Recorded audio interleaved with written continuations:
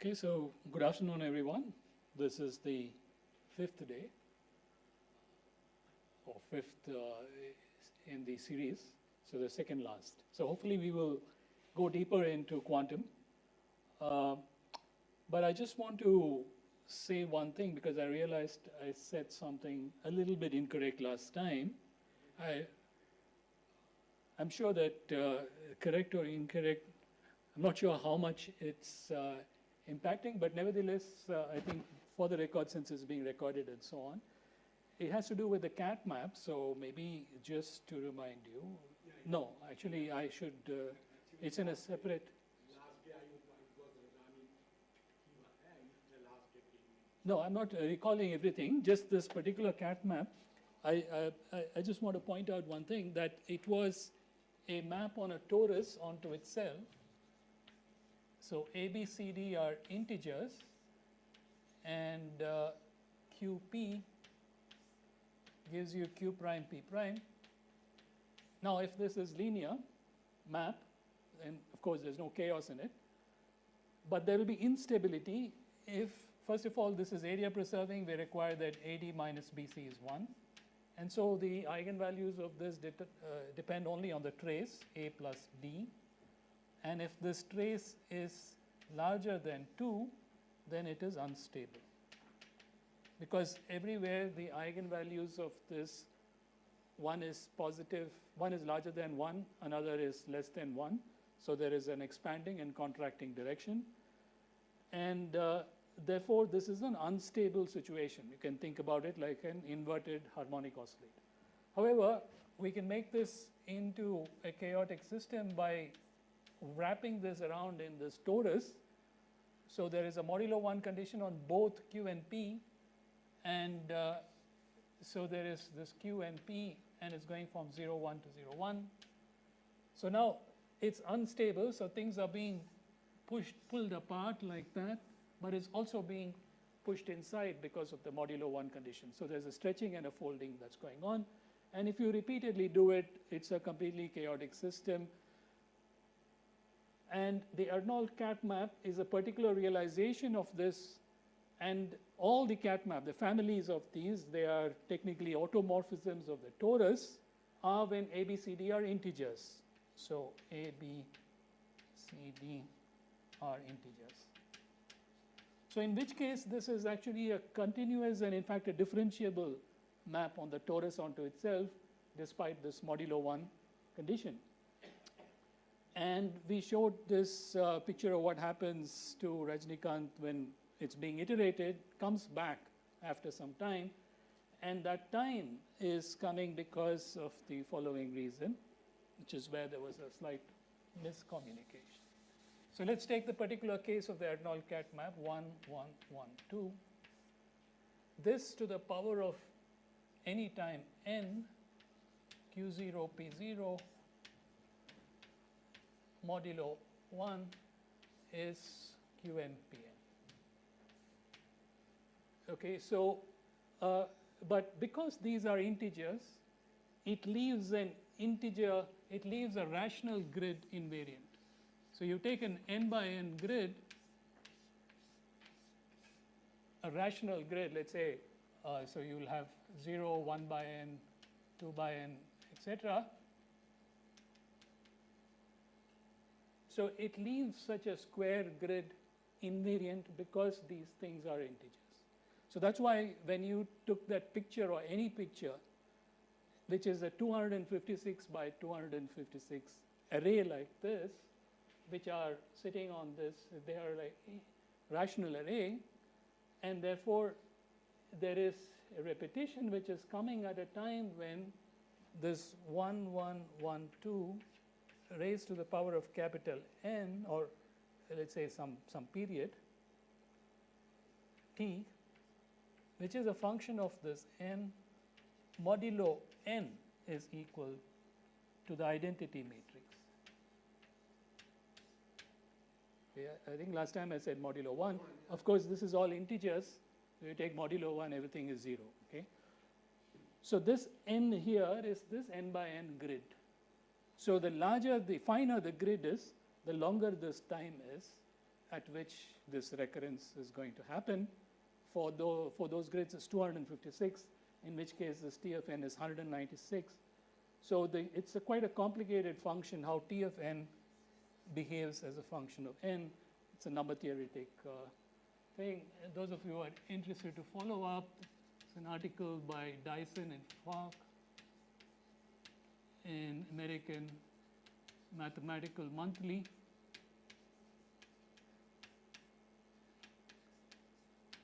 Around 1990, I'm not sure the exact date, but you can always go. Because when you are acting on this rational grid, so either you can take these to be fractions, and then there is a modulo 1, or you can take these to be integers, and then there is a modulo n, which is acting on this. So that's the idea. So in fact, by the way, I should say, yeah, so in the rational grid, they are all like some m by n, n by n. Yeah, mn are going from 0 to n minus 1. So in fact, it looks pretty much like the quantization of the torus. This was quantized in 1980 by Berry and Hane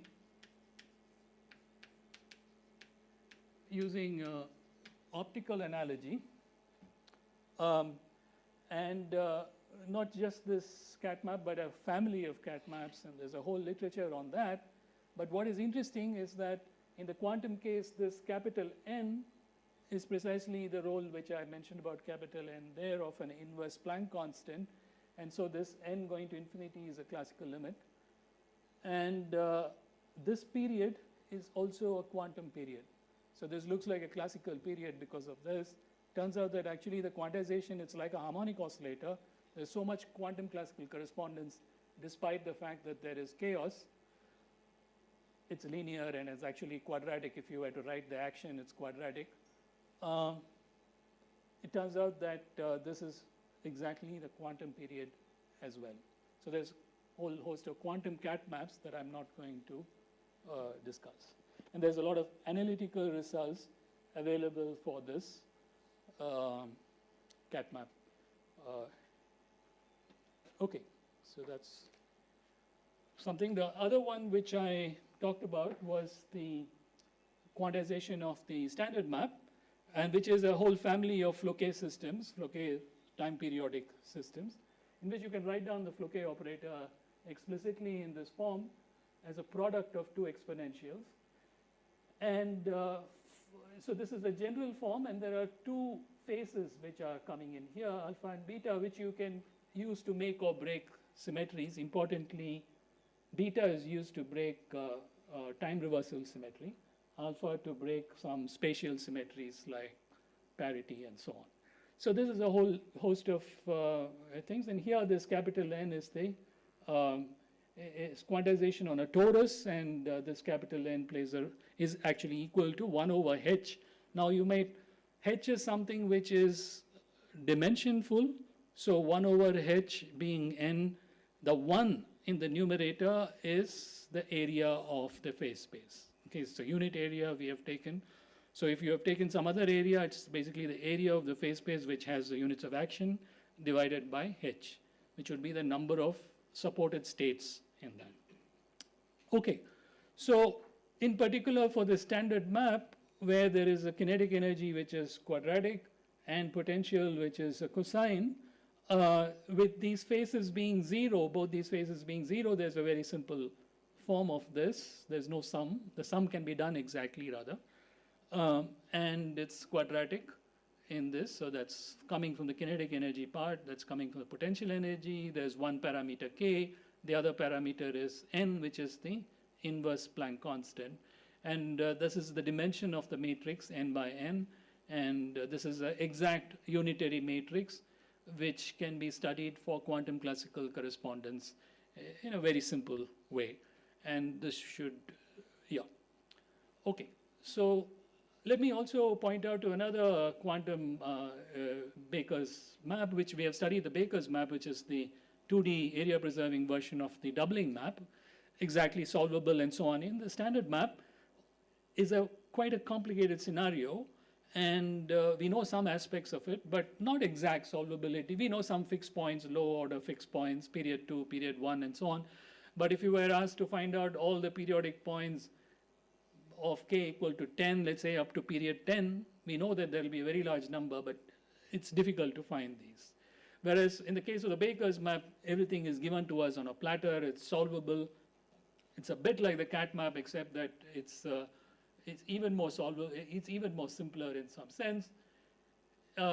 And recall that that's what's happening, but actually let us motivate the construction of the Baker's map, quantum Baker's map, by first taking this simple canonical transformation. By the way, when I'm saying map, area preserving map in 2D or in even higher dimension, you can just think about it as, we have already come across this as canonical transformations. Every canonical transformation is a map because it's taking you from one set of Q and P to another set of Q and P, and it's a discrete transformation.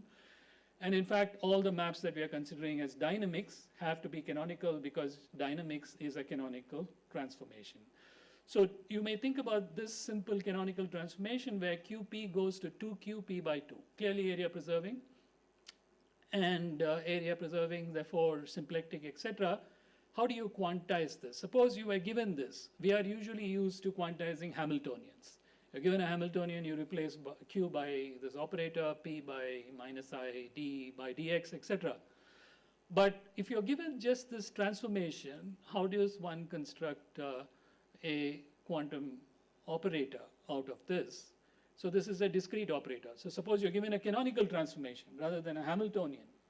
How do you quantize that canonic? What is the corresponding quantum object? So the construction goes by, actually goes back to Dirac, is starting from a generating function. So generating functions, remember again, causes in classical mechanics, any canonical transformation or symplectic transformation has some generating function, and there are 4 types of generating functions depending on the kind of transformation. One of them may be natural. It turns out that in this case, the natural generating function is this F2 type according to Goldstein. The F1 is involving old position and old and new positions. This is a mixed type, old position and new momentum. Very simple. So 2Q, the new momentum, old position, new momentum. And the generating from this generating function, you can get these conjugate pairs by taking derivatives. And you see that if you take derivative with respect to small p, you get 2p. And therefore, this new momentum is the old momentum divided by 2, which is precisely what you want in this canonical transform. And the other half of it is new position, derivative with respect to the new momentum. And that is 2q, which is also exactly what you want. So this simple generating function works. Once you have a generating function, how do you associate a quantum object to it is coming from this correspondence that the exponential.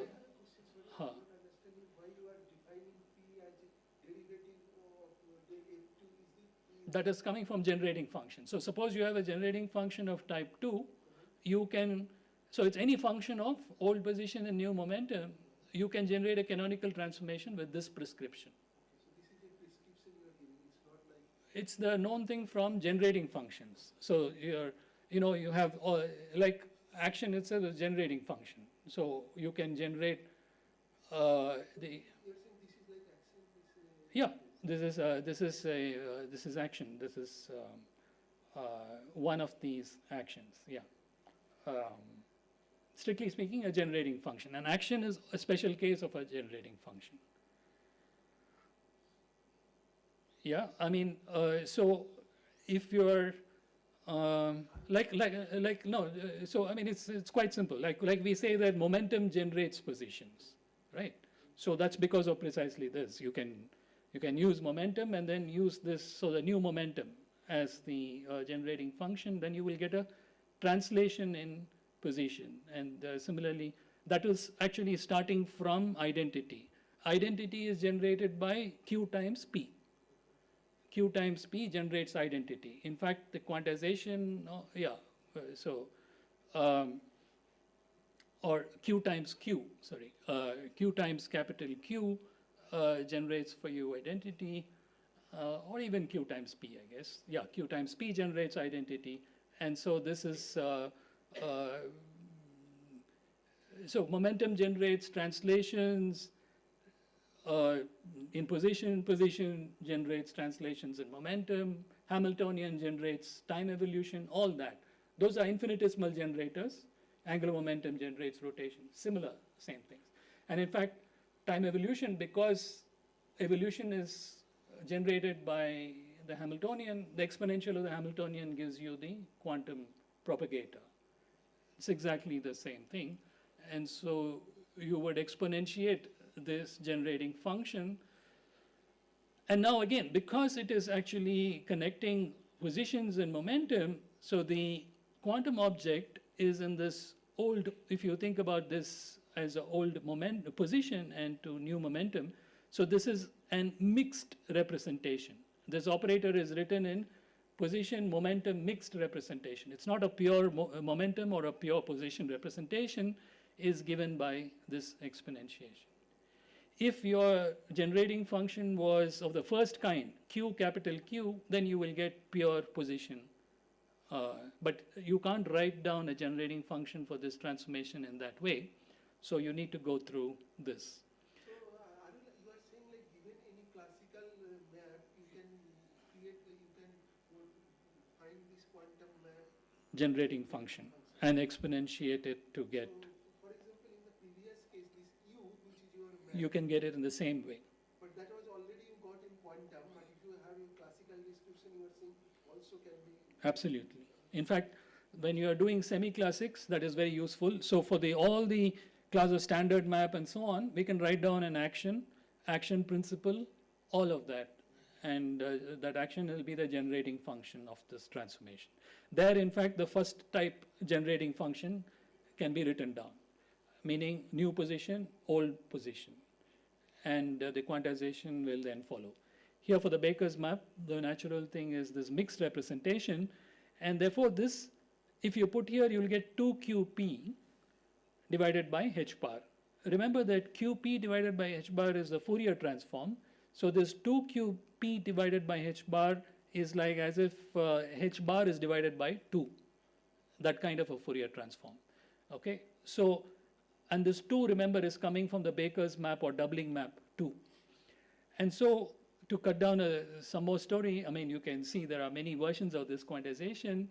This goes back to the late 80s, and Balazs and Voros first said that therefore you can use such an approach to write down a quantum map, again on a torus, so it's finite, so H is replaced by 1 over n, as this Fourier transforms Gn by 2, which is actually coming precisely from this 2, and that is n by 2. And this Gn by 2, this is coming from 1/2 of the Baker's map, remember, takes you like this. And there's another half that is coming from this Gn by 2. And then this whole thing will be in a mixed representation. So you can go to a pure position representation by doing a full inverse transformation, inverse Fourier transform. So at the end of the day, this, suppose I say that, suppose we have quantized this Baker's map, on the torus, and we know that it's fully chaotic and so on, the quantum Baker's map is a very simple object consisting of Fourier transforms. And we know the Fourier transforms can be very efficiently implemented and so on. And therefore, this is a simple object which seems to be quantizing one of the most chaotic systems if abstract. And this Fourier transform, Saracino pointed out that if you include anti-periodic boundary conditions, as I said, there's alpha and beta, there are 2 boundary conditions. If you introduce anti-periodic boundary conditions, it kind of maximally preserves classical symmetries. And so this is a nice transformation. So, Arul, Yeah. Q and P, can I think of those as operators? Where? Here? No, when you say that Q goes to P and P goes to P. No, I'm thinking of purely classical. This is all purely classical. This is all purely classical. Even here, they are only numbers. See, it's coming as a representation of this operator. But then what is U is an operator? U is the operator. U is the operator. U is the operator. See, the entire, in fact, path integral formalism of Feynman was based on this comment from Dirac's book. And so the propagator is just exponentiation of the action. So the action there is classical action over a short time, and then you build the whole thing in a finite, for a finite time from infinitesimal generating functions, actions. So yeah, so this is in that spirit. So it's purely classical. I'm just trying to understand what was the map Q by to 2Q, Q by to mean in the quantum context. You and P are not well defined in quantum. Yeah, so what it means is if you act on, roughly speaking, what it means is if you were to take a position eigenstate n, act on this B, it should go to 2n. Does it? It will go, if you use this map, you will see that in the large n limit, it goes to 2n if n is smaller than n by 2, capital N by 2. That is this 1/2, and so this modulo 1. Okay, this is just the position representation, but it should be good enough to give you also what's happening in momentum. That's the thing with the quantum. And there is no quantization of the doubling map per se, but quantization of the Baker's map is there. It's coming from this. So there are many versions, I would say, of the Baker's map. After that, there's been a riches of Baker's map. I could talk a lot on that, but I will restrict myself, except to say that there's a book by brother of Penrose that we were discussing, Oliver Penrose, on statistical mechanics, quite an early book, before all this quantization was done, where he gives a problem, quantize the doubling map. So that's more like 0 point. Actually, I think he was just talking about the left shift map. Okay, and so let's say that you want to quantize this left shift map. His solution was actually something like this. It says, okay, now let's take a bunch of spin half particles of qubits or something like that. So have a state of one of them. A state of, let's say, k minus 1 qubits. You write it like this in the product basis. And then you have some operator which gives you want to left shift this. So you want A1, A2, etc. You don't know what to do with A0. So he put it here. Okay, so this may seem like a quantization. You can pursue with this quantization, and you will see that this does not give you the Baker's map. It gives you something else, which is resembling the Baker's map, but it's not. And also you can see that immediately this is periodic with period k. So you may think about this as some, it's some approximate version, but this is not periodic. And so in fact, this has random matrix properties and so on. And for n, which is powers of 2, it has some interesting states which are multifractal. You can see maybe a bit of that I can show. Okay, so I just wanted to point out that there are these very simple finite unitary matrices which are quantized objects of these classical maps. In this case, there is no parameter, but it's quantizing a completely chaotic system in which you know all the things. Like, for example, you want to play around with some concept. You could use this. There is a lot of analytic things that can be done, although not fully solvable. Nobody has found the eigenvalues and eigenfunctions for a general n. And this is a model where you have a parameter, you have a more generic transformation, but not all classical features are known exactly analytically. Originally, you had this quantum evolution operator called the kit. Yeah, yeah. So there you was getting this tau particular value while you have like ballistic drop. Yes, that is for the thing on the cylinder. Yeah. Yeah, Not like diffuse heat. correct. How do I see that in your diagram? You want me to go back to that? No, Hmm. there you explained, I can see. Yeah. That, Such a thing does not happen here.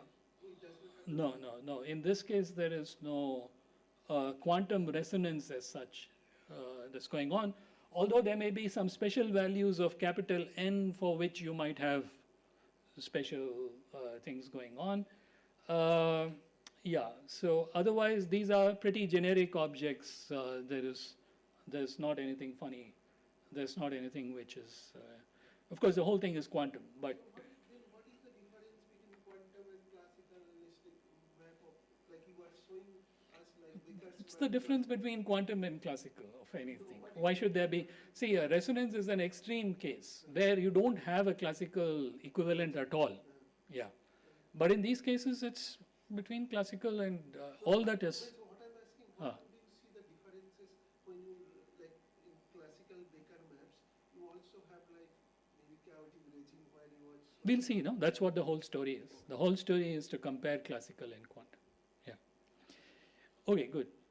So, all right, now how do we compare quantum and classical? And there are many ways of doing that. So one of the ways that I like, and which is visual therefore, and therefore it's nice, is to use coherent states. And this is not just me. I mean, everybody uses coherent states because they come closest to classical.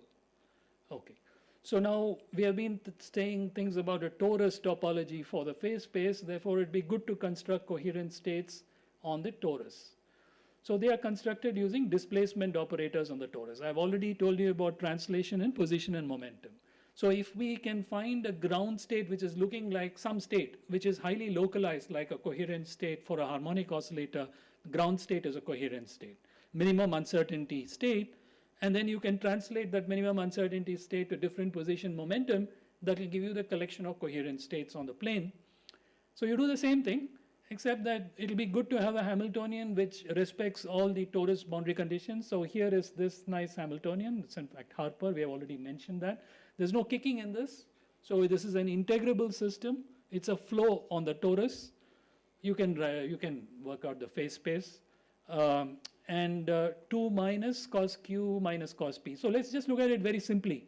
Okay, let's look at these as classical functions, q and p as classical variables.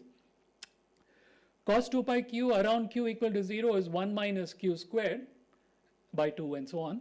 This is also 1 minus p squared. And so that's why I put a 2 there. So it cancels the 1 on both of these things and it becomes q squared plus p squared, which is, is a harmonic oscillator. And in fact, that is therefore a stable fixed point. So this is around the origin, a stable fixed point, which is looking locally harmonic. And therefore, you can look at the you can do the quantization of this on the torus. That is, you can write down the this Harper Hamiltonian using all those bases which I mentioned. It will be an n by n matrix. And you can find the ground state of that, which will give you which will be a highly localized state at 0, 0, which we will use as our ground state or fiducial state as the jargon goes. And then this is going to be very much a minimum uncertainty state localized around here, and we will simply transport it. So to transport it to a different position in momentum not being 0, let's say n by n and m by n and m are integers between 0 and n minus 1, we just use our translation operators in position. By n we translate momentum by m. And then we will get a state which is localized at this point in position momentum, and it is going to be almost a minimum uncertainty state. So it's a well localized state at q0, p0. And then we can visualize anything using these bunch of states. So there are now n square coherent states. They are not on orthogonal basis, and even normal coherent states are not orthogonal. They are overcomplete, and this will be the kind of situations here. For example, if you have a state psi which we want to visualize, it can be some time evolving state, eigenstate, and so on, we want to visualize, we will see how much of it is there in the coherent state Q0, P0. It will give you some idea of what is the localization at that phase space point. So this gives you some phase space picture. So you can take modulus square, the intensity of this overlap, and it's called the Husimi function. Okay, the Husimi function of Q0, P0. So it's a positive definite function which will tell you kind of, you can start from a state and you have a distribution on the torus. Yeah. So the translated state, Yeah. you are acting PQ first and then PQ. Yeah. But PNQ, they might not come. They don't come here. So if I, let's say, I You can do, so you will get a family. Remember, there is a Weyl commutation relation, this one. So when you take those powers, if you are interchanging these, it will lead to a power. just a phase. Yeah, it will lead to a phase. Okay, so now how does this look? Let's take a coherent state localized at 0.25, 0.75. Here I've taken n to be 100, so this is at 25 and 75. You can read it as 0.25, 0.75. I haven't bothered to divide it. And then we take an overlap of this state. So this state I'm getting like this. Okay, I've diagonalized this, taken the ground state, I have translated this Q by 25, P by 75, and I've got a state. I want to visualize that state. I now take its overlap with all other coherent states. So it has no overlap anywhere else. It's pretty much zero everywhere else except at this point, right, where it itself is maximum. So this is visualizing. So this is as good as a point in phase space. And the width of this is going to be approximately 1 by root n, because the area of this is going to be 1 over n, which is h. So this delta q and delta p is approximately square root of h bar, is scaling as square root of h bar. So as n grows, h bar decreases. So this is n equals 200. You can see that it's more well localized. That's all. So that's why as n is increasing, you will be getting more and more classical. These are all torus. That means I am supposed to think this periodic boundary condition in both sides. Yeah, right? yeah. So if I actually plot 0, 0, which I haven't, but you will see later, it will be peaked here, here, here, and here. Okay, good. So yeah, I think this I have already said. This is what we are going to do, and there are these periodic boundary conditions. So for example, we can time evolve a state. You're given an initial coherent state. Z0 includes Q and P. You can time evolve it like this, or using a Floquet operator like that. And then you want to find the probability of Z0 finding this initial coherent state at a different coherent state at a time t. So that you will just calculate this. Okay. So let's calculate this, but maybe before we, okay, I'm just giving you some idea. So this one is for n equals 100. We are starting from the fixed point state at the origin. Remember that the fixed point is a fixed point classically. So this is still going on Descartes' map. No, no, no, no, no, no, no, no. This is standard map. So that U operator U. This U is standard map. Okay. So that also has 0, 0 fixed point. Yes.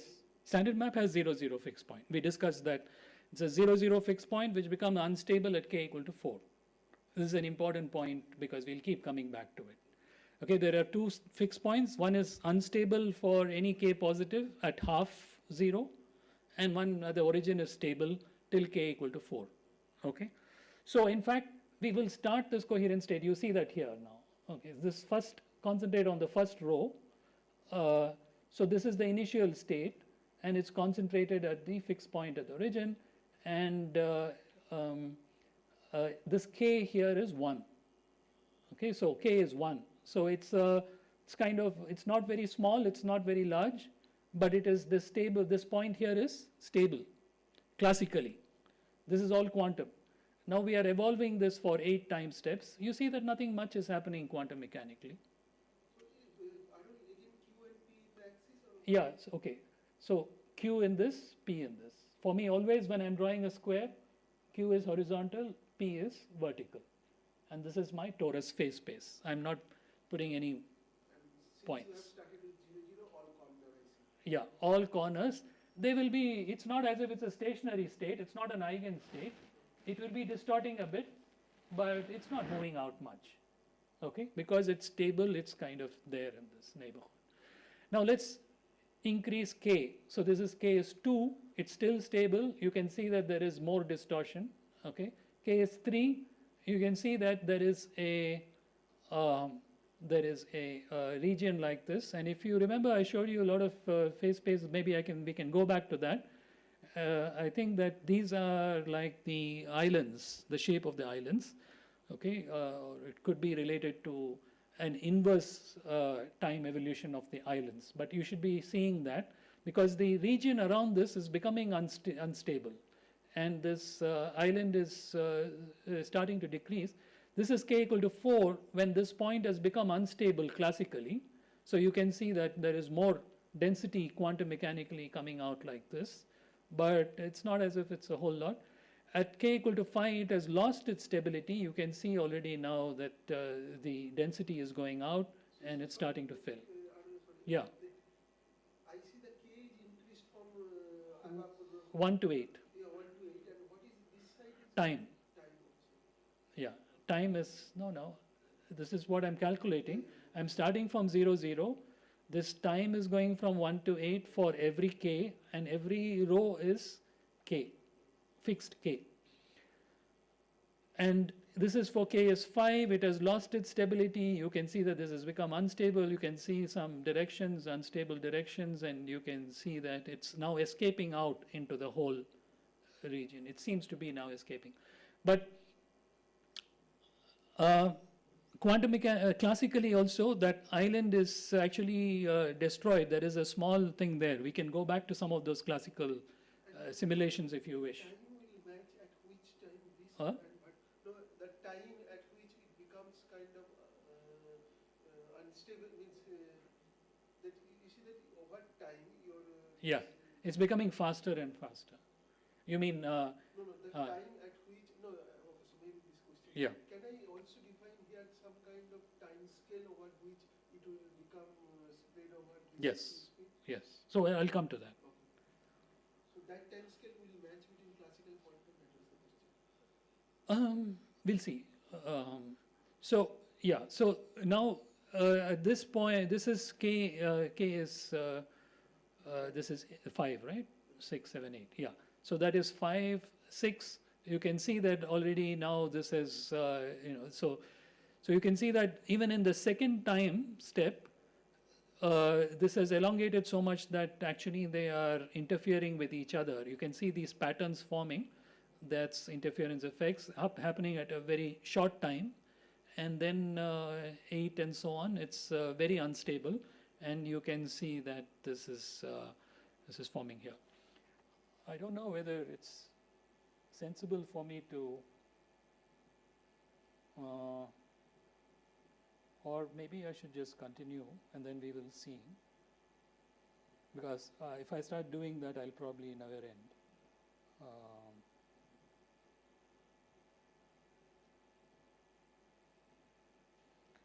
So let's proceed and then we'll see whether we need some more intuition in that.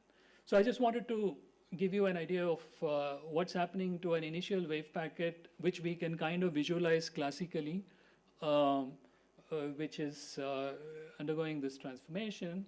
So let's look at okay. So this is what? Okay, this is for a longer time. Okay, so for a longer time, the same thing. N equals 100, stable fixed point. You see that nothing much has happened.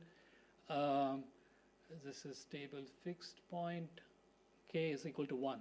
Okay, this was K is equal to half. This is K equal to 1. This is just longer time scales, that's all. Okay, K is equal to 1, 2, nothing much happens. 4 is when it is losing its stability. This point is actually losing stability, and you can see this, but it's still pretty much localized. K equal to 6, you can see that it is now some unstable manifolds. This will actually be classical structures. You will see classical structures like this if you were to start from a density like this. Here you will almost see classical structures, but you can see that when these coherent structures are interfering, they are starting to interfere here, then quantum classical correspondence is essentially broken down, and these would be quite different from classical, and the quantum, nothing much changes. It looks like it's already, yeah. The color is, yeah, I should have put a barcode, but basically red is high, red is large, blue is small. Okay, so there may be recurrences back to this, like there are some times we don't know how significant those recurrences are. Okay, this we can't judge from this picture, but they will be small if at all they are there in this case. Okay, this is k equal to 8. This thing here is the unstable direction. It's become unstable, so this is the eigenvalue larger than one direction. It's becoming more vertical, and these will be called unstable manifolds. When they start intersecting, this will be quantum, so it's creating these interference patterns which are quite non-classical kind of things. So if we start from the unstable fixed point at the origin, so even for half 0.5, it's unstable. So what happens? This is at time 0, it's starting from here, time 1, 2, 3, etc. And again, you see, classically, this would be the unstable direction. That's why it's turning out here. It's in this direction, so it's in the unstable direction. It turns out then because of the total boundary condition, this reappears here and then continues to elongate, and that's looking like the separatrix. And of course, there's a full torus, so this is also coming, this is same as this. So this is the entire torus which is showing up here.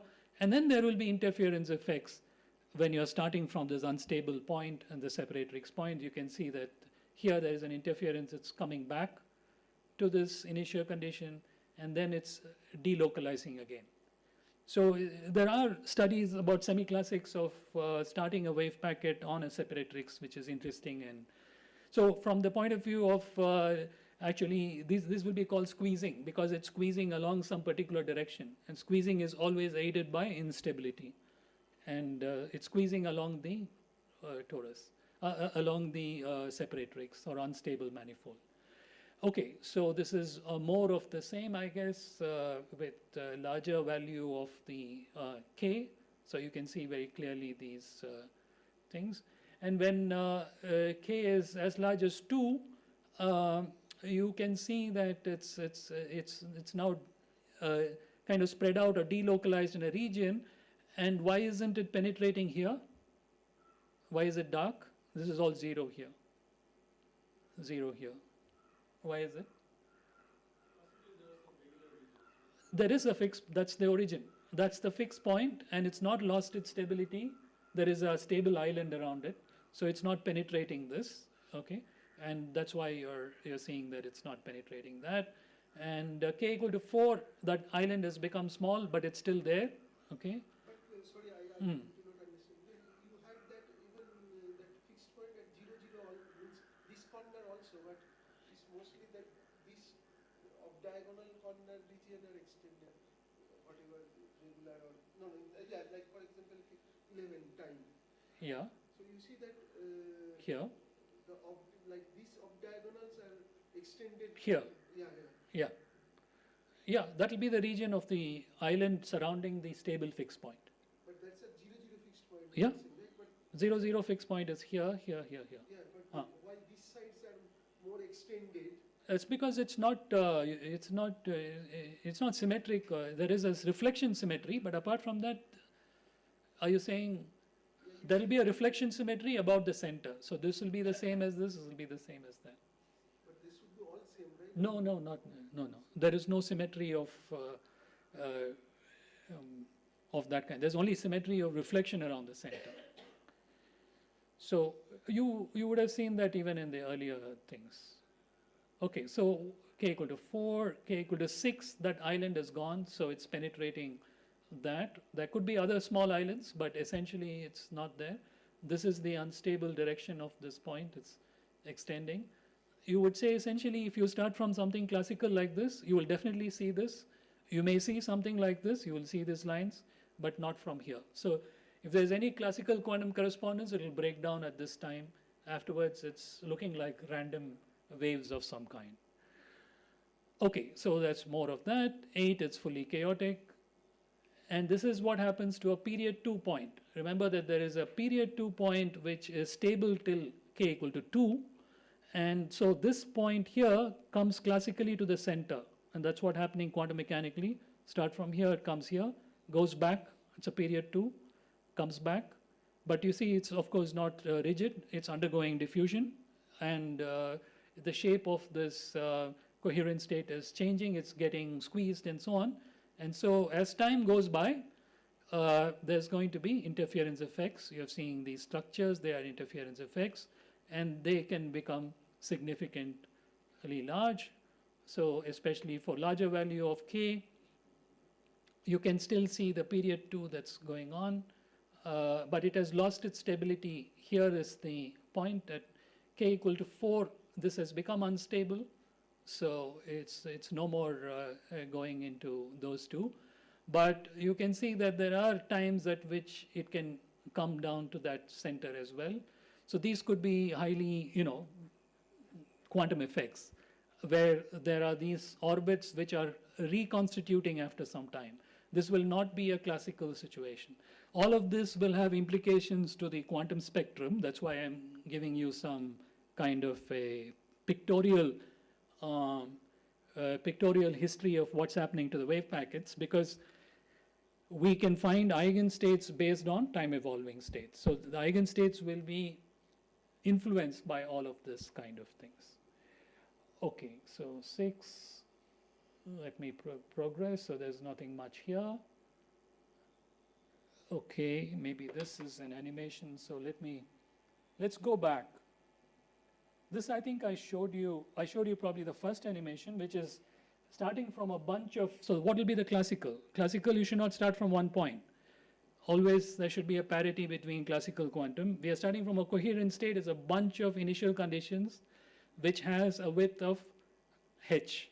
So you should start classically also from a bunch of initial conditions, a density of points with that width of h. And here I'm starting at, I guess, this is, by the way, the simplest. So this is k equal to 0. So that's integrable point.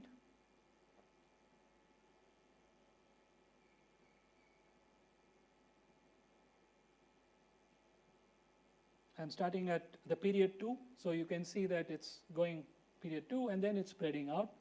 Okay, so that's classical. Now what do you think will happen quantum? We have seen all these quantum pictures so far, but we have not seen k equal to 0, the integrable case.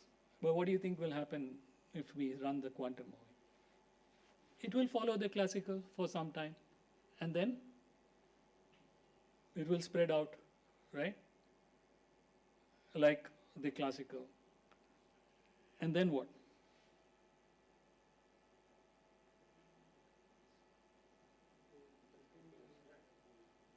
Let's see. Okay, so we'll start. Period 2, so it's doing this. Okay, it's spreading out. Now interference has started.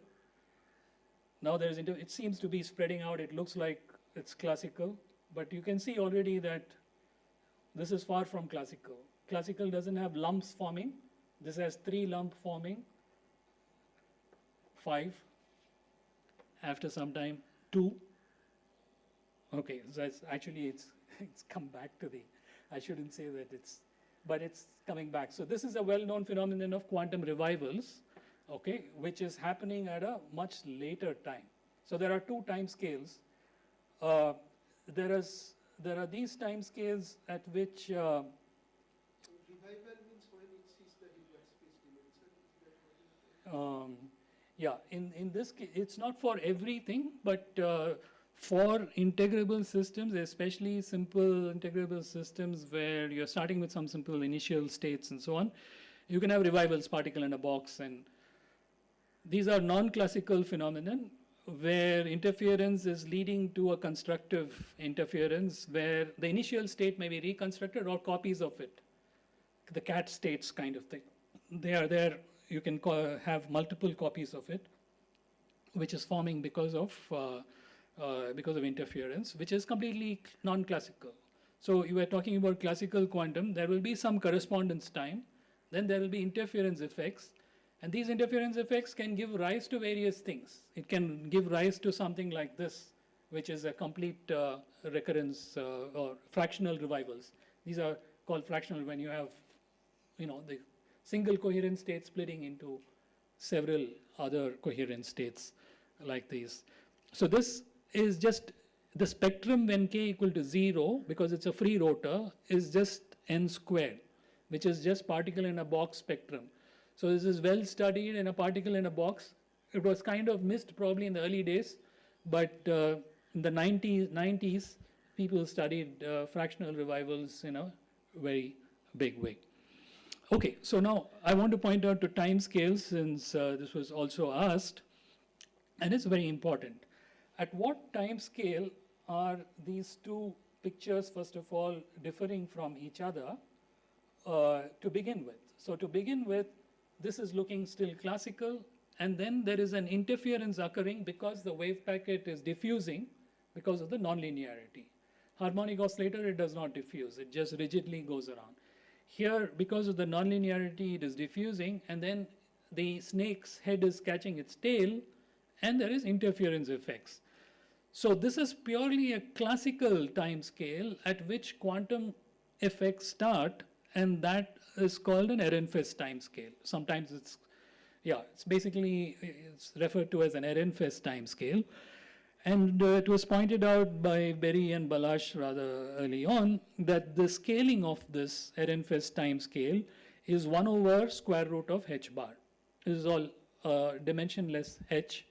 So it scales as 1 over square root of h bar. So clearly in the classical limit, h bar tending towards 0, the scale Planck constant, this time goes to infinity, and you have infinite classical quantum correspondence, infinite time classical quantum correspondence.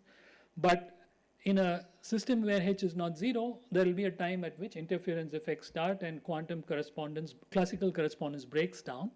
So for our systems, h is going as 1 over n, therefore it's scaling as square root of n. So I have here n is 100, so roughly about 10 time scales, 10 time steps, the classical quantum, I'll expect it to survive with each other. Afterwards, it will not talk. Is there a way to understand why the scaling? Yeah, I'll come to that. Very simple arguments. And then there is this revival time scale, which is a super quantum phenomenon. It's a purely quantum phenomenon. The density, classical density, won't do anything like that. That occurs at a much longer time scale. Here you see that it's 1 over h or n. I have to wait for 100 time scales, basically to see that it's coming back to where it started. That's what I was also saying. If the Hilbert space Yeah. This is the Hilbert space dimension for the revival. You're absolutely right. Yeah. So there's also another time called the Heisenberg time. We'll hopefully come to that next time, which need not be a revival. Revival is something special that happens mostly in integrable systems. Yeah. Does this pattern keep on repeating indefinitely, or is it just twice?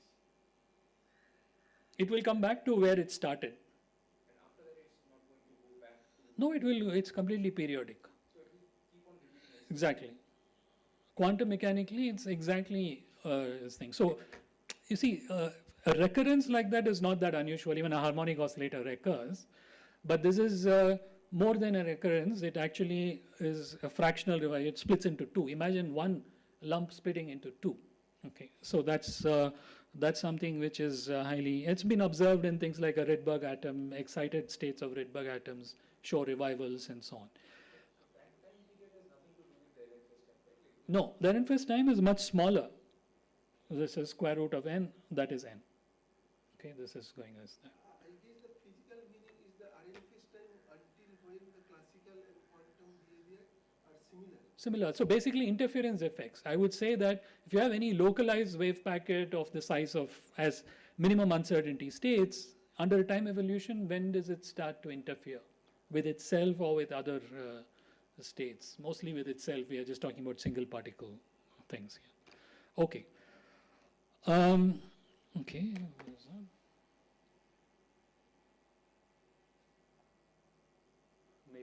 to wait till it goes, is it?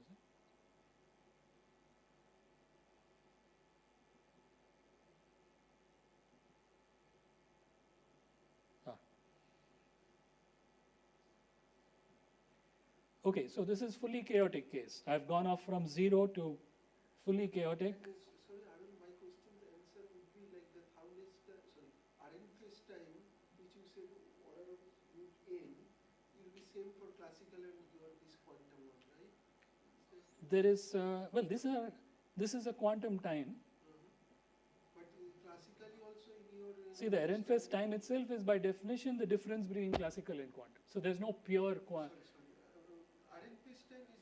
Yeah. where you were saying classical and quantum are similar, right? Right. Now. Yeah.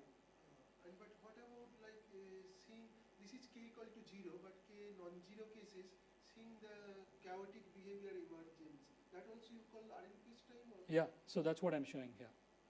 that also I'm trying to RNPS show. time? It's still RNFS time. You will see that, you will see here, you can see for some time they are the same. But the time is much shorter. So did you guys see the, let's first see the classical. Yes. Can we see from the beginning classical one? Yeah. So let's start from here. Oops.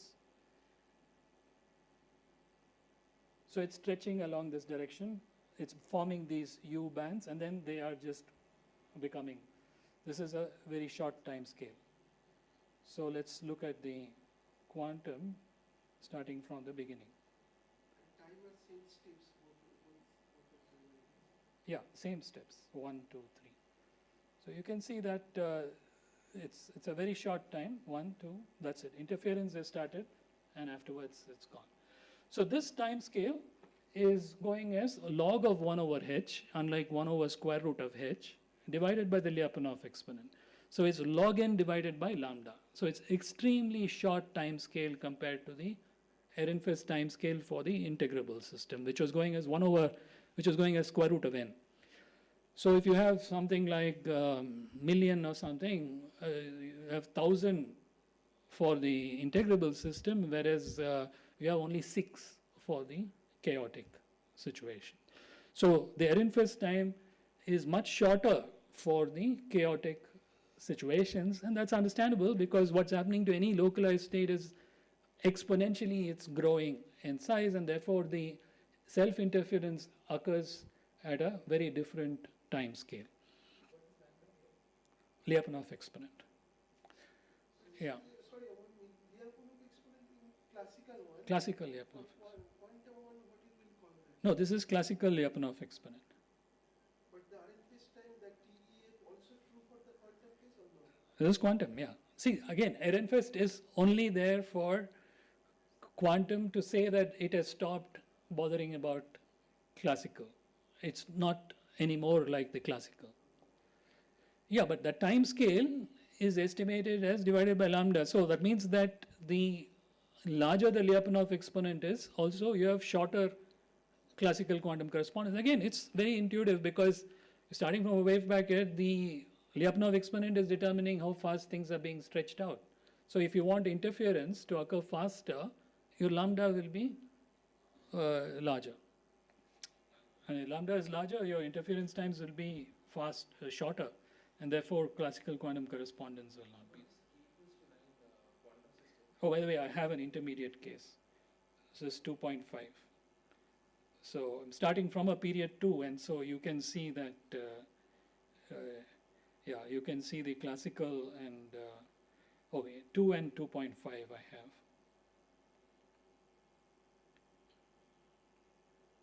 So, yeah, you can see that for the 2 case, it's quite remarkable that for a very long time, it seems to be still, you know, this quantum classical correspondence is happening because it has just lost stability. Whereas at 2.5, it has lost its stability, the period 2 point. So it's now spread all over the place, and there can be revivals. You can see these revivals. Yeah. In the greater than k greater than 2.5 scenario where the system has lost its classical correspondence, whether there No, there is a time at which it has lost its correspondence. There is, however large your k is, there is a short time till there is a correspondence. Yeah, yeah.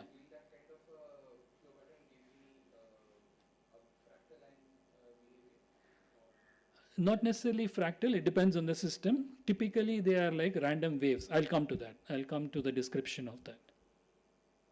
Yeah. So if k equals 2, Yeah. is the access time like root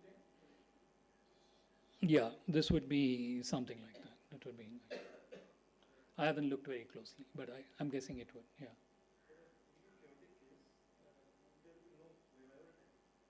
No. So there are very special systems where, I mean, also special wave packets which people have put and actually have seen revivals, even in chaotic systems. But they are highly designed. It's an interesting problem in quantum control because it's like, this is your initial state, final state. I want to go to that even in a chaotic system. Can I do that? So there are very interesting, there's some interesting work around that direction. But typically, no, there won't be any revivals. But there will be Heisenberg time, which probably was Yeah, but even at the Heisenberg time, things have, it will just squish around like random waves. It's kind of thermalized at some level. Okay, why Ehrenfest time scale? Let's try to see how to derive that, at least the scaling. Okay, but by the way, these are all time scales. It's not as if there's something happening at that definite time. But these are all time scales, and the scaling is also there. And you can see these time scales, and there are many time scales, in different quantities differently. Okay, so let's try to argue out for integrable systems. We said that there are action angle variables, so we'll take one action and one angle pair. So each degree of freedom has an action angle pair like this, where action is constant and angle is evolving. I can take a flow or I can take a map. Here I've taken a map like this. So, okay, so omega is this rotational frequency. So what is happening is that we are taking a bunch of initial conditions which has a spread both in action and in the angle. Okay, when we are taking a bunch of initial conditions, it's not as if we are fixing the action alone. We are taking a bunch of, so there is a delta in and a delta theta n. And it just evolves like this. You can just take a differential of this, delta theta n plus 1, delta theta n plus this. So it's a derivative of the frequency with respect to the action delta in. And delta in plus 1 is same as delta in. Therefore, if you start with the initial spread in actions, nothing is going to happen to it. Delta is 0. So we can immediately solve this equation. So delta theta n is delta theta 0 plus n, that's the time, times omega prime I0, because In is same as I0. That's the central orbit.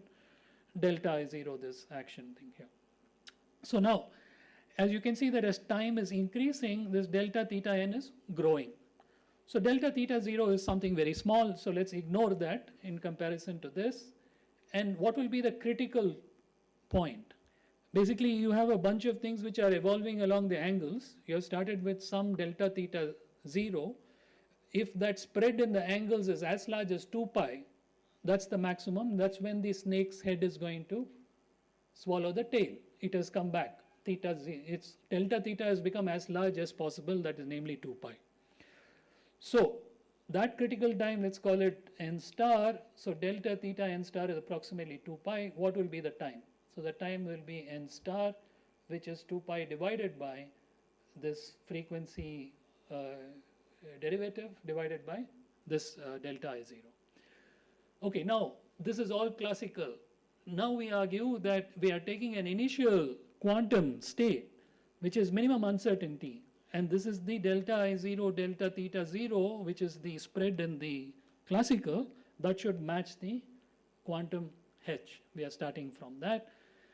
And we are not starting from any squeeze state, so typically both of these will be scaling in the same way, delta theta 0 and delta I0.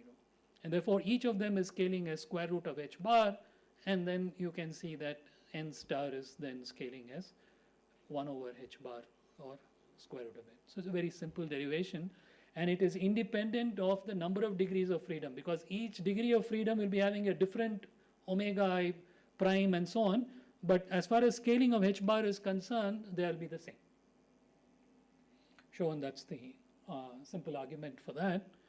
And actually the chaotic case is even simpler. Chaotic systems, for each degree of freedom, again, let's look at it like that. So delta Qn, and now there's no action angle variables, so let's look at some delta Q0, delta P0 kind of spread in the degree of freedom Qp. So delta Q0 is exponentially growing in time with something which is going to be like a Lyapunov exponent. Okay, it's exponentially growing in time. And when is this delta Q time at which this delta Q0 going to become as large as the phase space? So that, let's assume that that's of the order of 1. So this is of the order of 1. So delta Q0 is then, yeah. And what is delta Q0? Again, from this argument, delta Q0, delta P0 is going to be the same. Delta Q0 times delta P0 is h. So this is scaling as square root of h. So you put that in here, but because of this exponential growth, you get a log of 1 over h, which is going to be scaling as that, and you see the Lyapunov exponent coming out of this. So this kind of simple arguments, which are based on just semi-classical or even classical arguments, is what leads to these time scales. So, by the way, I mean, there's some things which have been pointed out by people like, I think, Zurich, that if you say that the quantum mechanics is all that is, there is no decoherence or open system kind of things, the kind of time scales which we are talking about when you have chaotic systems is so short. So if you have some macroscopic object, and there are macroscopic objects which are known to be chaotic from astronomical data, certain satellites of large planets, they are tumbling in a chaotic manner with a well-defined Lyapunov exponent over observationally, that you can argue that actually by now quantum interference effect should have taken place because this is a very short time scale because it's chaotic. And therefore, well, there should be other things. It's an open system, there is decoherence, and that's the idea of that. Yeah, so I yeah. have a question about this login. Yeah. Are you assuming anything about the system? Like, because I do not know your RMQ system, how comparable to the how less than what we talk. Yeah. That can be very different depending on system properties. We get n square, we get n0, many different scaling. Yeah. So you are getting log n. Log n comes there for the mostly non-conservative systems, right? There is no. Yeah, this is non. I would say that, look, this is assuming that there is classical chaos. We are looking at classical quantum correspondence breaking down. Okay, and and this is also, as you can see, these are arguments which are giving you some time scales. There can be a lot of subtlety which is underlying this. For instance, this Lyapunov exponent, lambda. It is, if you remember my definition of Lyapunov exponent, it had to do with an infinite time limit. Whereas here I'm deriving a very short time scale out of that. Okay, so this may not be it may be related to some finite time Lyapunov exponent. It can be something which is, you can start from something which is not chaotic, there's inhomogeneity, all that kind of things. But the scaling is going to be pretty much the same, log n. So and also there can be, this is purely integrable chaotic. You might have some intermediate situation, some mixed phase space kind of situation where these things may not be that clean, this kind of arguments. In the first one also you have this omega derivative of Yeah, large. yeah. If you make large, yeah, then it's smaller. If you make it 0 like a harmonic oscillator, it's forever there. So it's not valid in that case. Basically, this time will be infinity. Harmonic oscillator does not. So again, this is a condition which we required for KAM also to be valid. Yeah. We are thinking of a single oscillator degree of freedom like this. So n is the number of oscillator levels.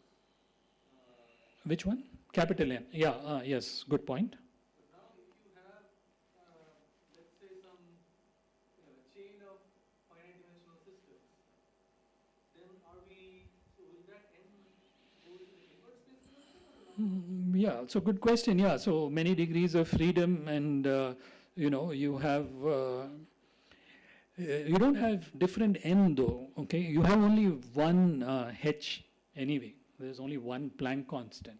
So I would say that even in those cases, this is still true, but I would agree that there are interesting situations not explored, where let's say that you have some highly chaotic system which is weakly interacting with a regular integrable system.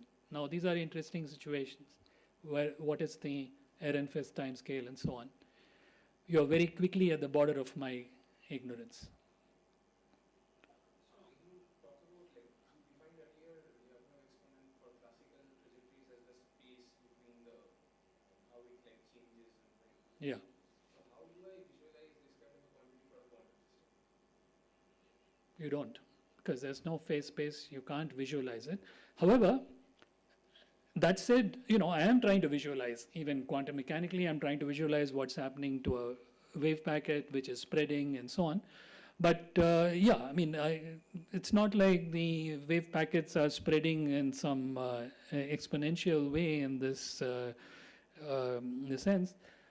People have tried to define, so there are, like for example, OTOC is one attempt at understanding that. Hopefully I will, next lecture, hopefully come to something like that. Yeah, but all of those things are, you should take all of these things critically and look at it. This is an evolving field with arguments like this, and this is the mildest of arguments, okay, which is order of magnitude arguments.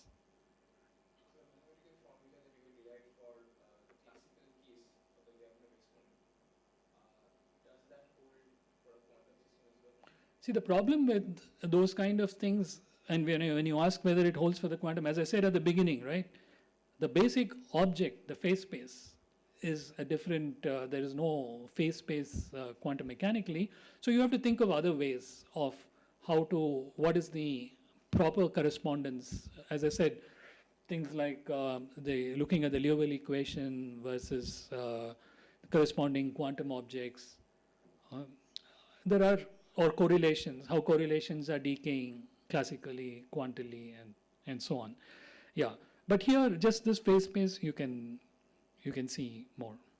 Okay, so let's try to move on. So let's come to, so I have been talking about time evolving states. This kind of came later in the day.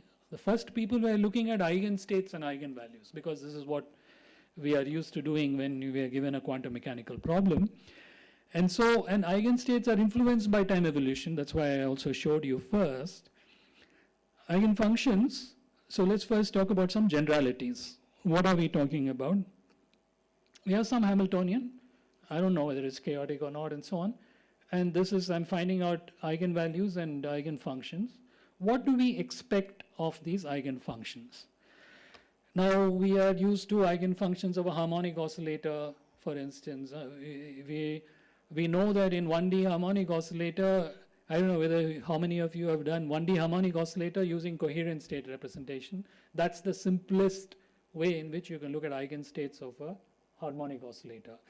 It is just Z to the power of n, essentially, with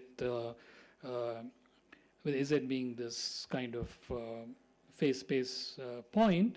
But basically, it is maximum at the phase space orbit. Let's say this energy shell. If you look at a coherent state or Houssini representation of a harmonic oscillator, it will be peaked at where the energy, corresponding energy of the oscillator is, this energy. So corresponding to that, it will be peaking around that. Why is it peaking around that? Because that entire energy shell is an invariant object. We talked about invariant densities. This entire energy shell is invariant. It doesn't change with time, and therefore eigenstates are things which don't change in time, and therefore they will be invariant objects. They will correspond to classically invariant objects. And so what was expected when people started talking about chaos is that they will localize on classically invariant sets. But what are classically invariant sets? There are many. Periodic orbits are invariant. But periodic orbits are a set of measure 0 in a chaotic or system. And what is measure 0? Measure, remember, is volume, and there is a measure now h, which is setting a lower bound on the scale because of quantum mechanics. And therefore, the feeling was that classically invariant sets which are smaller than h cannot influence the eigenfunctions. Again, loosely, these are kind of expectations. However, there are no invariant sets. Suppose you take a fully chaotic system, for example, a double pendulum. There is nothing conserved except energy, and therefore there are no classically invariant sets of finite measure except the energy shell itself. And therefore it was argued that for chaotic systems, eigenfunctions must just, like 1D harmonic oscillators, they must be on the energy shell alone. So now the Husimi function I introduced, this Vignyana function is used very extensively in this context. Another phase space representation of this defined like this. So there is this wave function psi of q, q is shifted by x, and there is this momentum p, and you integrate out over x. That gives you a function on phase space, which is a real function for any function psi, but it need not be positive, unlike Husimi function. So this has some interpretations, but it's been widely used in all of physics for a long time. And here is an hypothesis, again due to Berry and André Voros, the late 80s probably, or actually probably even earlier than that, probably early 80s or 70s, late 70s, that if you take a Vignyana function of a chaotic eigenfunction, it will be like a microcanonical ensemble, basically spread out over all energy shell without any structure. This is just normalization. Okay? So that's microcanonical. So this is what is the hypothesis. It's an interesting hypothesis. It looks very simple. You can do following. You can integrate out the momentum. That's the advantage with the Vignyana function. If you integrate out momentum, you will get the density of modulus psi q squared. And if you integrate position, you will get the momentum intensities. So you have the probability of finding the particle at q, finding the particle at p by integrating it out. So you integrate out the momentum from this, assuming that, assuming nothing actually. No, probably you're assuming that this is of the form, standard form of kinetic energy, p square by 2 plus v of q, then you can derive this, left as an exercise, okay? But it has an interesting structure. It says that there is nothing greater than E equals V of Q. That's like the energy is should be smaller than this potential. So this Q has to satisfy this condition.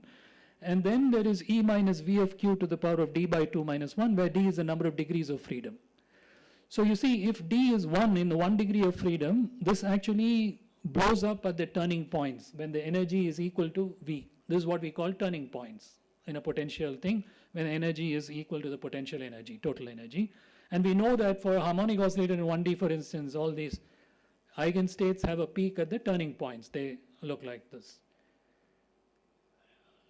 But you see, when D is 2 degrees of freedom, we know is the smallest value of chaos. This is constant. That means that this intensities are constants on this energy shell. D is the number of degrees of freedom. 1 degree to, and then if your D is 3, it's even vanishing at the energy shell. Okay, so there is a interesting difference just from this. So it vanishes on classical boundaries for D greater than 2, is constant for D equal to 2. For integrable systems, this is all for expectation for chaotic, it can actually blow up at caustics. We saw things like particle in a circular cavity. There were these caustics where all the orbits were tangent to one curve. So it can blow up at these kind of points. Now there are other consequences which was derived by Berry and probably Voros at the same time. That was just the intensity at one point. You can ask for correlations, 2-point correlation in these wave functions. And you can derive this 2-point correlations between the points x and q, defined like this. You can average over some small local region But this is coming out really easily because this Vigna function itself already has the structure. So you just have to take the Fourier transform of this Vigna function here and then derive this. And you can derive that this is a Bessel function of order d by 2 minus 1. The argument is x into p divided by h bar, where x is this x, p is related to q like this. So what it means is that this correlation dies down for x which is much larger than h bar by p, which is a de Broglie wavelength. Okay, so it's a very short correlation length of these wave functions in this situation. So these were all coming from this particular Berry-Voorhees hypothesis. There's also another model which was made by Berry, which is related to this, called the random wave model, and that assumes the following. It assumes that locally wave functions, 2 degrees of freedom wave functions, for example, is a random superposition of plane waves. So locally meaning locally in momentum or energy. So let's just think billiards to be, because in billiards you have only, anyway, there's no potential in that, it's a free particle. So plane waves are natural in that, but it's not, it's bouncing around and then there's interference. By the way, this is something which I probably did not mention. One of the major differences between integrable billiard and non-integrable. Integrable billiard through any 2D billiards, through any point in the billiard table, there can be only 2 trajectories. There can be only 2 possible momenta at that point, let's say like that. Whereas in non-integrable, there can be infinity. So they can cross one point with infinite number of momenta. So you can now imagine that each of these directions, there is some plane wave going. And is a superposition of these random plane waves in which this kx and ky, the momenta, are such that kx square plus ky square is fixed, these wave numbers. And this an are random numbers, which amplitudes are random. Okay, this phase also can be taken to be random. A is the area of the billiard, and so this is a random wave model of what's happening in a chaotic eigenfunctions. And in fact, a remark is that people like Srednichi and others developed quantum statistical mechanics from such innocent assumptions, and also eigenstate thermalization hypotheses kind of started from these kind of models.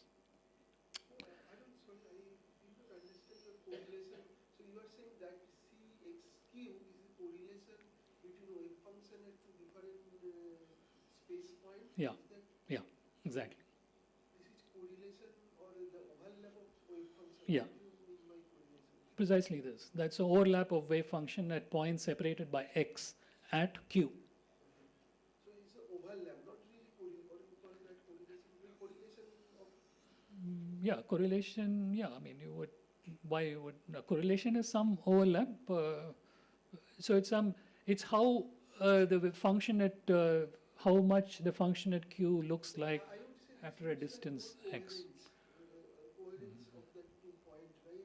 Because if 2 wave functions are, means 2 positions are uncorrelated or in terms of coherence, that will go to 0, right? Or correlations we know are like some observables, there 2-point correlations or like that. Even like when you was defining Roulet polychord. Yeah, so there it is in time, here it is in position, but yeah, so, okay, whatever you want to call it, that's the object. So what it is saying is how different is a wave function at q from x?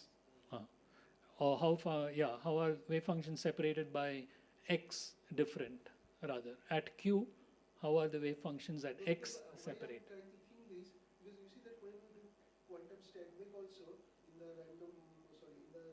density matrix, we drop these off-diagonal elements calling this random phase approximation. Yeah. Does it have any relation with this kind of quantity which you are defining here? The random phase approximation to Yeah. drop off-diagonal elements of the density matrix. In a way, yeah. I think probably in a way, yeah. I would say that. But I don't know whether this is directly related to a random phase approximation, but Yeah. So Arul, so there is no connection with the Lyapunov exponent in these expressions. No, Uh, they are eigenfunctions. So Lyapunov exponent is more like a time kind of quantity, which is, these are stationary states, so they should be related more to invariant objects. Already things have, yeah, that kind of one things. should be able to recover the. If I have some initial state, I can decompose in terms of these Eigenfunctions, yeah, yeah. That's a, yeah, so that's an interplay between dynamics and eigenstates, because, yeah, you can get one from the other, but that involves a very different, this is looking at each eigenstate alone. I think I'm missing the point there. So you started with some Hamiltonian with their eigenvalues and eigenfunctions. Yeah, we want to understand, I'll show you concrete examples. I'm just showing you kind of generalities of what people developed, what kind of models people were developing to understand these kind of eigenstates of chaotic systems. So this hypothesis, if it was chaotic, then that functions, all of the eigenfunctions will satisfy that. Yeah, this is one of the hypotheses.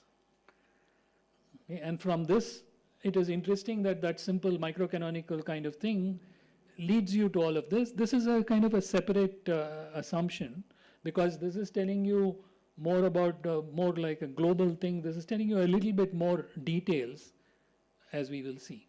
So no dynamics happening. There's no dynamics. Where is dynamics in eigenfunctions? Yeah, so just based on eigenfunctions, your time. This is eigenfunctions. We are looking now at eigenfunctions. But differentiating between chaotic versus Yeah. Yeah. So here is this is from Arndt Barker's thesis. He's done a lot of work on billiards, especially with cardioid billiards. We've already mentioned the cardioid billiard earlier lecture. Circular billiard is integrable. Here is the classical orbit, one classical orbit, and then bunch of quantum objects. What is plotted here is modulus psi squared in position representation. Okay, so this is the excitation level, so 1000, 100 to 2000. These are the eigenstates, and you can see these various structures. They are, you can see quantum classical correspondence in these kind of things. You may think about this as an invariant object and maybe related to some object like this and so on. Okay, there are these caustics, and they will appear here. Now this is a single regular, singular or a single chaotic orbit, and these are eigenstates more and more excited, and you can see that the nodal structures are becoming smaller and smaller, and they are finer and finer. 2000th excited state. It looks like it's spread all over the place. So this is this state. This is modulus of psi square. There are these patterns which are there, and in fact those patterns, this is coming from this assumption of this random waves. If you take random waves and superpose it, it looks locally almost like this. If you take the amplitudes of this thing in a plane wave representation of this billiard and plot it, so you would plot something like the distribution of AN, you'll see a very nice Gaussian distribution.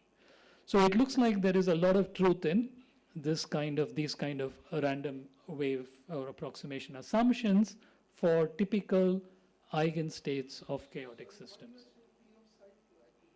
This is the distribution of the intensities. You're expanding this wave function in some basis like this, and you are finding out what are those coefficients, and so I mean you would, for example, expand this in some basis, right? You would diagonalize it in some basis, so that amplitudes have a distribution which is a normal distribution.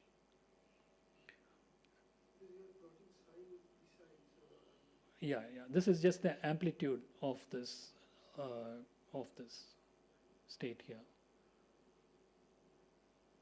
Okay, we'll come to that.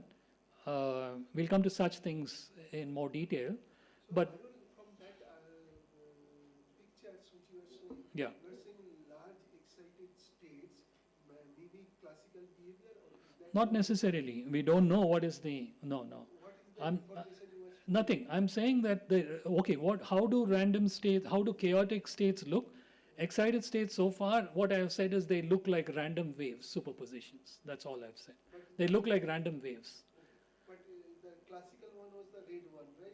This is classical orbit, but you can't say that this is like this or anything like that. Okay. No, because the orbit looks more like that than the other. No, the orbit, by the way, if you just integrate infinite time, which you should, this is not an invariant density, it will just fill uniformly. Yeah.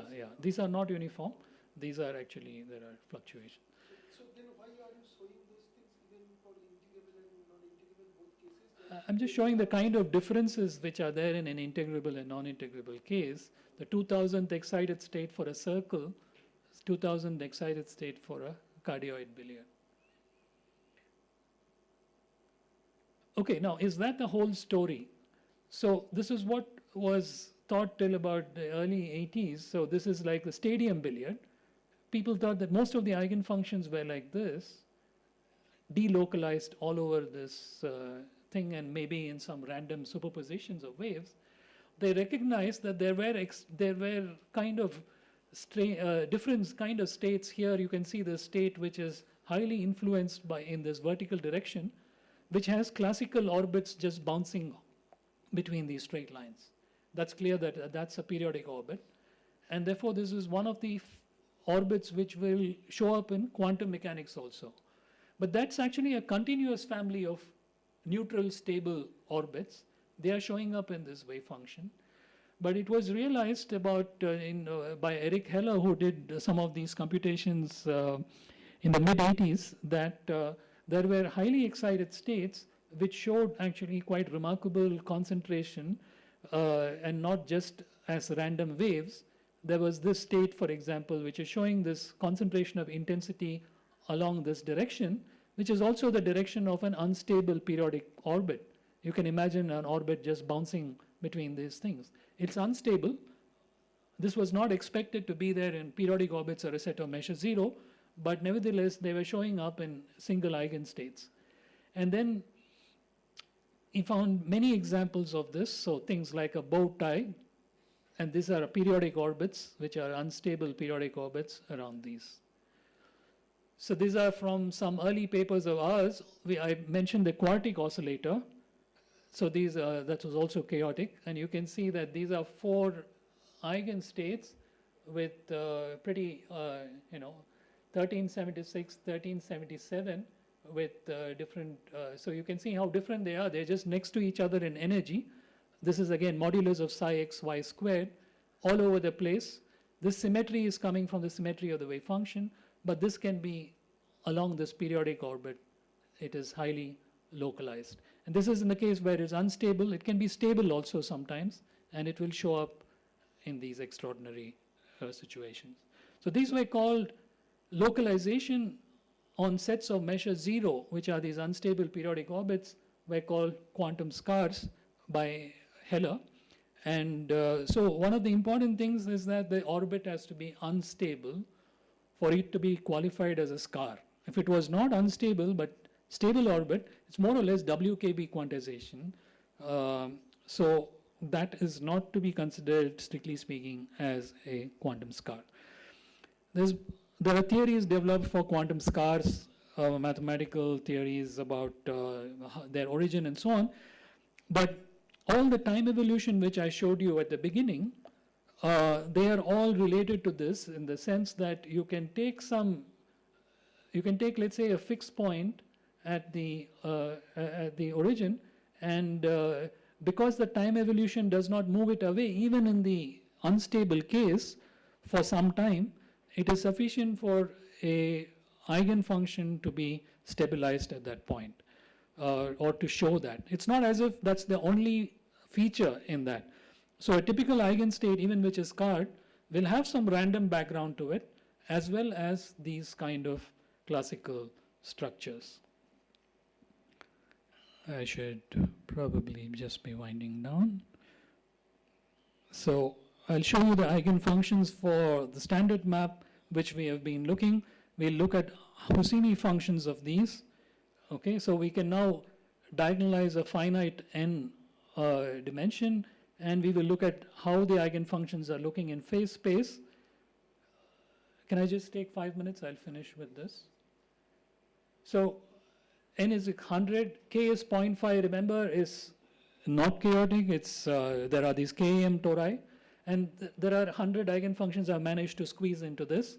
Each one is a coherent state representation. You can see that this is influenced by the periodic orbit at the origin. This is by the period 2 orbit, but we would not call this scars because they are actually stable orbits. Here you can see the island around this, it's forming around this. So, yeah. They are at different energies, right? They have different eigenvalues. So actually here, because it's a Floquet system, we call this quasi-energy.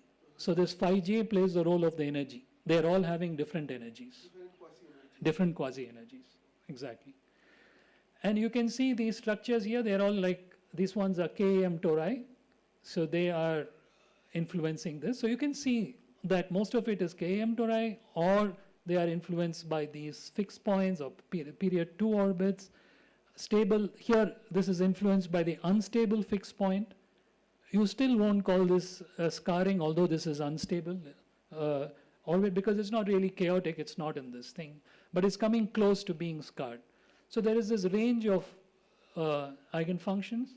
If we increase k more, you have more chaos which is forming, but you can still see that a lot of eigenstates are influenced by these regular orbits, and most of it is influenced by regular orbits, but maybe this one is having some amount of chaos in that, maybe starting to develop. And k equal to 2, there's a substantial amount of chaos which is developing. So there are many eigenstates which are like this. There are some which are influenced by still the periodic orbit at the origin, which is stable, and the associated stable orbits in that island. But many of them are becoming more and more spread out in this phase space. They may also be getting scarred. We don't know. Like for instance here, you're seeing like 6. This could be a scarring by a period 6 orbit. This is for 4. You can see that this orbit at the origin has just become unstable. It's still, there are these island structures around it. Eigenfunctions are being localized around it. And, but most of the eigenstates are now starting to get delocalized in phase space. 5, there are still, now if you find anything which is at the origin, then it's likely to be scarred, but such states are not really, there is classical islands around that. So it's being influenced by that. So actually scars are this is for the Baker's map where we know all the periodic orbits. So it's more easier to identify. There's no parameter, but you can see that this is clearly a period 4, this is a period 2, 1/3, 2/3, 2/3, 1/3. And there are associated other orbits, not just periodic orbits, some homoclinic orbits and so on, period 2 orbit scarring. So there is a lot of scars which are going on in this n equals 64 for the Baker's map. The difference between k equal to 7 and n equals 64 Baker's map is that Baker's map Lyapunov exponent is small, is log 2. Whereas this one can be large, the standard map Lyapunov exponent can be large, and so there can be more scarring in this weak chaos, if you wish. Okay, so as we are increasing n, this is for n is 128, it's a power of 2, and you get many eigenfunctions. Somebody mentioned multifractals. Actually, many of these eigenfunctions are multifractals when n is a power of 2. They are related, I mentioned in probably my second seminar on the Thuemor sequence. We found actually that some of the eigenfunctions where n is a power of 2 is a beautiful influenced beautifully by these kind of Thuemor sequences. So you can get almost an analytic approximation to many of the eigenfunctions of this highly chaotic system. Okay, so I think I'll stop with that. We'll go into details of the structure of these eigenfunctions, more about the randomness, how to quantify them, how to measure their randomness, and then I'll go into eigenvalues. I'm not sure that I'll go into much of many-body at this stage, but okay, I still have 7 slides in this only, so maybe at least a glimpse of that. So I think I should stop. Thank you very much.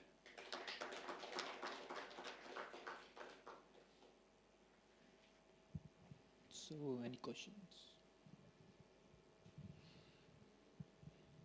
People are tired.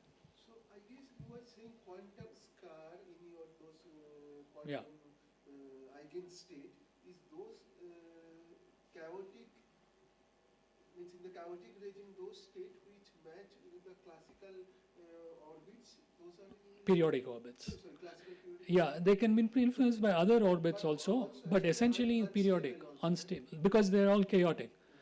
If they are not unstable, Yeah. you would not call that. So there is a whole lot of many-body literature, literature on many-body scars.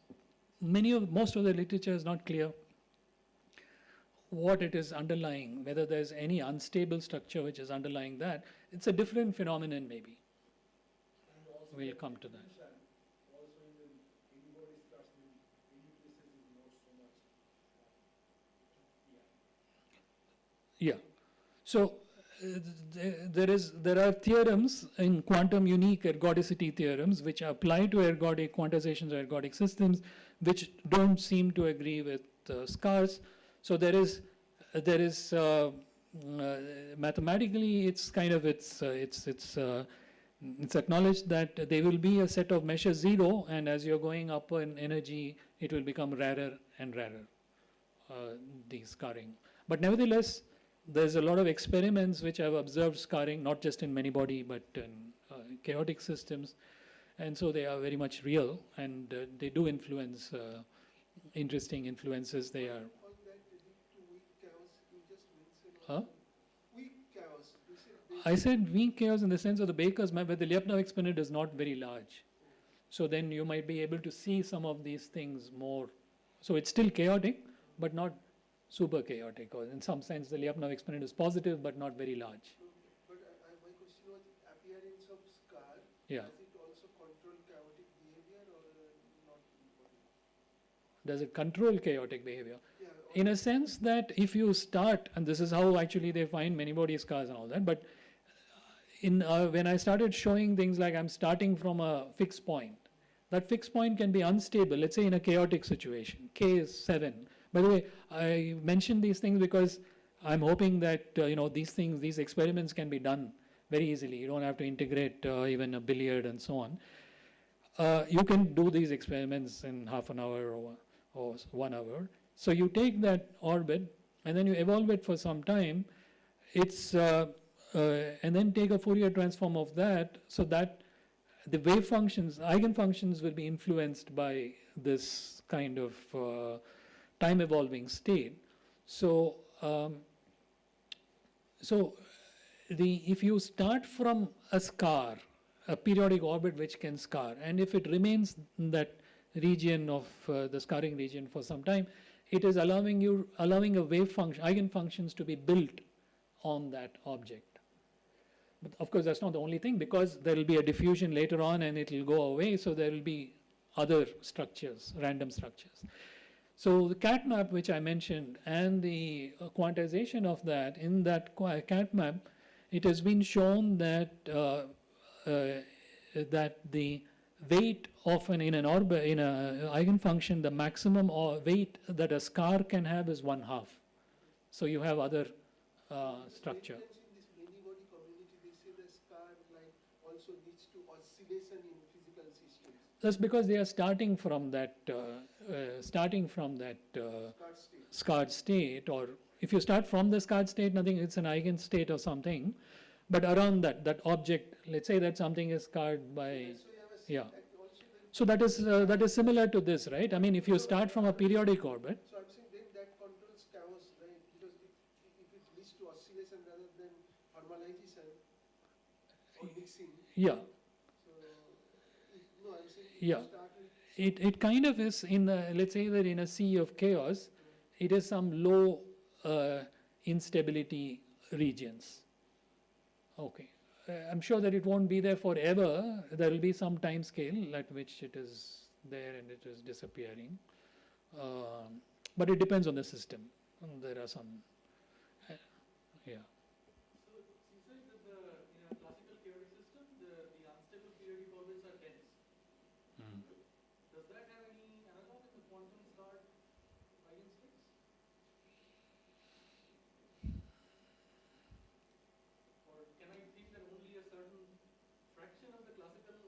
being selected in the quantum eigenstates, or how do I? Actually, that's a hard question. I'm sure that any answer that I give is not going to be very correct uh, because the influence of periodic orbits in these eigenfunctions is mostly of low period. There is some limit on that. Okay, so we can also recognize only low period scarring because of this interference which is happening. So that's why you need more, yeah, I mean, I can't answer some question like that very definitively. And also all the theories about scarring, most of them, all of them actually, there's only a few which is using semi-classical theory. They are not to do with single eigenfunctions, but to do with some averaging or some energy window, and then to see whether scars come out from that. So yeah, I think it's still debated a lot even in the semi-classical chaos community. The presence of scars and whether it is there, it can be an emotional issue for some. That's what you said, also good point, because in many body systems, many of them, they don't have even semi-classical analog. They don't have, yeah. So how your definition will go there? Right, they understand that at some early point, and then people were telling them where is the instability. So they changed their definition and they said that wherever states have some low entanglement or something, they'll call it scarred. Basically, wherever, so you have a bunch of states which are looking very chaotic or random. In between that, at the same energies, you are having a state which is behaving very differently. In some sense, localized and so on. These things, I don't know how good that one, recently, that this car state will be written in a more in a product form in terms of the localism of Maybe, yeah. So again, yeah, so maybe like more like matrix products or something, yeah. It's possible because again, they are low entanglement states, so likely to be having some representation like that. Yeah, but in the absence of a classical limit, I think you need some other definition of scars, but people have just taken it up as a jargon. Yeah. In classical context, we have like in cat map, like is a recurrence after some time, and also in quantum map. Only in the cat map, huh? Only the cat map. Only in the cat map. And quantum map, can we have an analog of like pointer recurrence in quantum? Yeah, okay, very good. Yeah, thanks. Yeah, there is certainly, there's work also done on that kind of thing. One thing I did not mention, and what he's mentioning is the Poincare recurrence theorem, which says that, okay, you can have chaos, you can have whatever, well, he wasn't even talking about chaos. Any Hamiltonian system, in fact, any measure preserving system, any orbit comes arbitrarily close to itself, arbitrarily many times. So that's a Poincare recurrence theorem. It comes arbitrarily close to itself. It's not like it's going to some other, that is ergodicity. This is saying that it's coming to itself. So this is not, it looks like then there is periodicity, but this time is very large. And that's the Poincare recurrence theorem. There are versions of these for the quantum case as well, but again, these are very large. They are like exponentially large in this n, which would be the system size.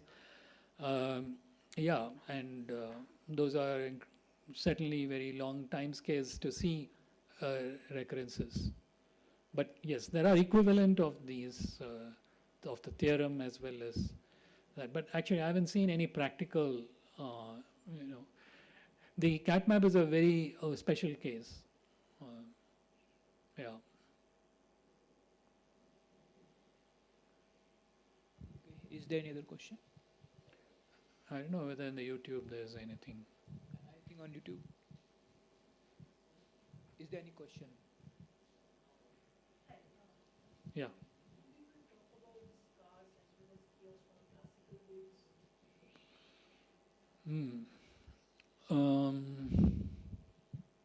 Not as far as I know, but that doesn't mean much. You have to find out. I don't know. Actually, I should also say, since you're asking, that there is a fair bit of applications of these things and semi-classics in this situation to very practical problems like waves in the ocean. So oceanographers, actually, I have a colleague in IIT Madras, ocean engineering, who's doing things related to these random waves and superpositions, as well as, yeah, things like these. So I don't know whether scars are important there. Could be. Any other question? But did you say only quantum one scar, right? Yeah, But then the ocean, why is the quantum? waves. I mean, so the equivalent of the waves, and then the wave equation there is looking like Schrodinger equation. Yeah. So, and also, yeah, you can have waves in, okay, one whole series of analog experiments deals with microwave cavities. Those are really classical, right? There one has found a lot of these phenomena. So there you can say is also classical waves, perhaps.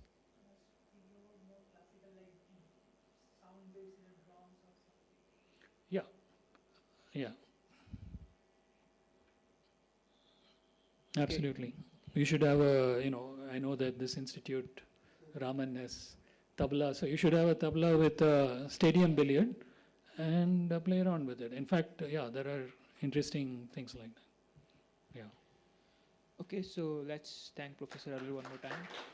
Thank you. Side enjoy. And you will come soon, okay, 5:30. Okay, I will see you. All right, bye.